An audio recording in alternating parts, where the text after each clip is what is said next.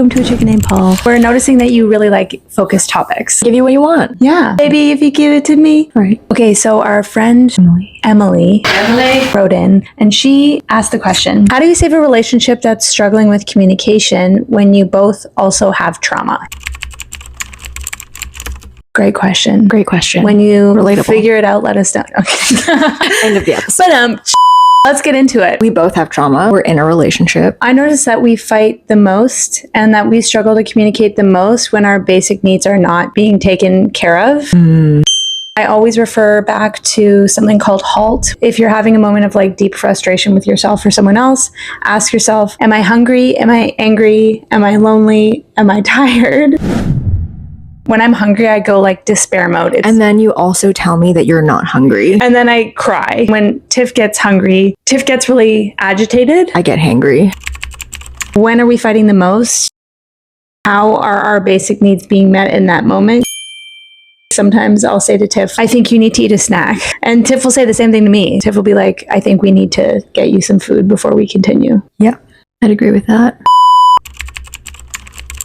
I have a really hard time separating how I feel in the moment versus what's actually being said. So sometimes something will be said and I'm actually arriving and hearing something different because of my lived experiences. A little bit of trauma education can sometimes be really helpful. Working to educate yourself on what it is exactly that you're experiencing, whether that's through like a program or a therapist. We've come to learn that like Tiff does have autistic traits. From that little piece of information alone, we then communicate very differently and we assume different things. And I think we both do this where I'm like, well, it's obvious. Like, this is what I'm saying. And then Tiff is thinking, well, it's obvious what I'm saying, but we're like two ships passing in the night. The education piece around that has been really helpful. Yeah, I feel like the context around how I perceive things or like the way that I process information has actually like saved our relationship. Also, something that you taught me, whether or not I think you had the intention of imparting this knowledge, was... And he's that gone. makes sense. And he's gone. Okay. He was hungry. Halt.